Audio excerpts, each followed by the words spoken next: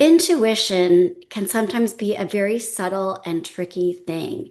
It would be nice if it was like a lightning bolt and it was clear, but sometimes it's very subtle and you have to trust what's coming through. I want to tell you about a session I had this week. There was a picture of a dog, and all they told me is that they wanted to talk about her health. And I could tell in the picture that she was missing a leg. And the first thing that popped into my head was actually an accident.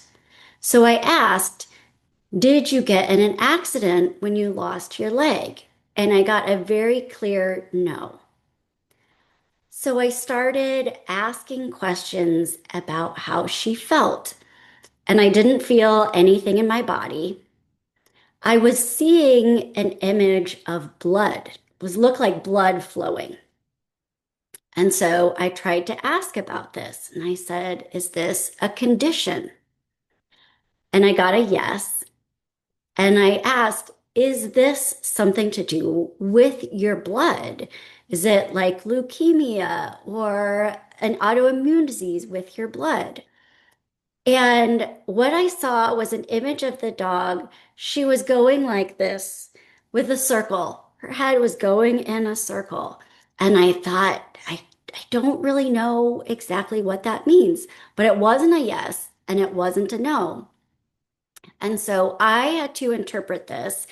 And to me, it meant there was something going on that was throughout her body that was moving from one place to another, and it was causing the issues with her health. So I did this all before I got on the call. And when the people were there to validate, they told me she had cancer. It started out in her bones, and so they removed her leg, but it had also metastasized to her lungs. And so that's how I finally knew what this big circle meant.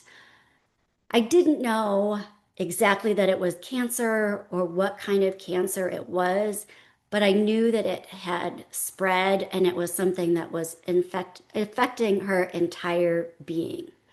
And I wanted to share this as an example because even though I do this all the time, I do it for a living, it's not an exact science. With animal communication, sometimes you have to read between the lines and try and make inferences from the things that they're telling you.